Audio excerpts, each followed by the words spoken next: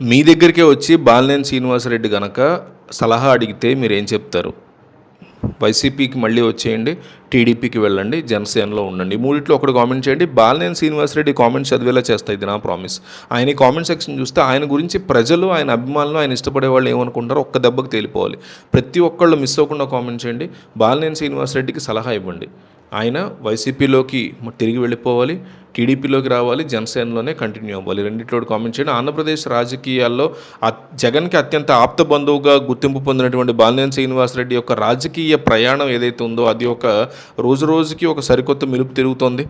ఒంగోలు నియోజకవర్గం నుంచి ఏకంగా 5 సార్లు ఎమ్మెల్యేగా గెలిచినటువంటి చరిత్ర ఉన్నటువంటి సీనియర్ నాయకుడు గతంలో అటు రాజశేఖర రెడ్డి హయాంలోనూ ఇటు జగన్మోహన్ రెడ్డి ప్రభుత్వంలో కూడా మంత్రిగా కీలక బాధ్యతలు నిర్వహించినటువంటి పరిస్థితి అయితే ఉంది.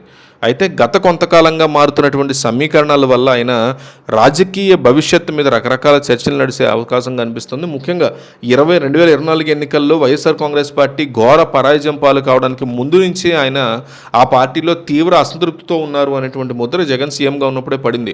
ఆ తర్వాత అనూహ్య పరిణామాల వల్ల ఆయన వైఎస్ఆర్ కాంగ్రెస్ పార్టీకి రాజీనామా చేసి జనసేన పార్టీలో చేరిపోయారు పవన్ కళ్యాణ్ సమక్షంలో. అయితే ఇంత పెద్ద రాజకీయ నేపథ్యం ఉన్నటువంటి నాయకుడు జనసేనలో చేరిన తర్వాత అక్కడ ఆయనకి ఆశించిన స్థాయిలో ప్రాధాన్యత దక్కిందా అంటే దక్కలేదనేటువంటి ప్రచారం మాత్రం చాలా జోరుగా ఉంది. పార్టీలో ఒక సాధారణ కార్యకర్త దక్కేటువంటి గుర్తింపు కూడా తనకి దక్కట్లేదు అనేటువంటి అసంతృప్తి ఆయనకి తీవ్రంగా ఉంది అనేటువంటి పుకార్లు అయితే చాలా స్ట్రాంగ్గా ఉన్నాయి. నిజమో కాదు మనకు తెలియదు. తన సొంత నియోజకవర్గం అయినటువంటి ఒంగోలులో కూడా ఒక ఫ్లెక్సీ కట్టుకోవాలన్నా కూడా కష్టతరమైనటువంటి పరిస్థితి ఎదురైందని, అధికార కూటమిలో భాగస్వామిగా ఉన్నప్పటికీ స్థానికంగా ఎవరూ పట్టించుకునే పరిస్థితి లేదు అనేటువంటి గుసగుసలు కూడా వినిపిస్తున్నాయి.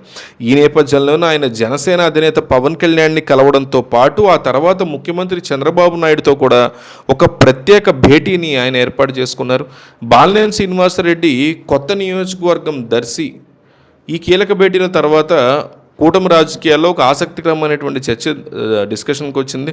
ఇప్పటివరకు ఒంగోలు కేంద్రంగానే తన రాజకీయ సామ్రాజ్యాన్ని నడుపుకుంటూ వచ్చినటువంటి బాలినేనిని వచ్చే ఎన్నికల నాటికి దర్శి నియోజకవర్గానికి మార్చాలి అని తెలుగుదేశం పార్టీ సూత్రప్రాయంగా ఒక నిర్ణయానికి వచ్చినట్టుగా మనకు తెలుస్తోంది.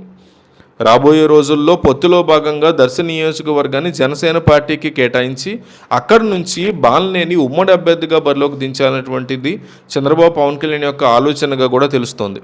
అయితే ఇందుకు ఇప్పటి నుంచే కూడా దర్శి నియోజకవర్గంలో గ్రౌండ్ వర్క్ చేసుకోవాలని కూడా ఆయన ప్లాన్ చేసుకున్నట్టు తెలుస్తుంది. అయితే వైసీపీ అనుకూల మీడియాలో మాత్రం ఆయన పార్టీ మారుతున్నారు, టీడీపీలోకి వెళ్తున్నారంటూ వార్తలు వస్తున్నాయి.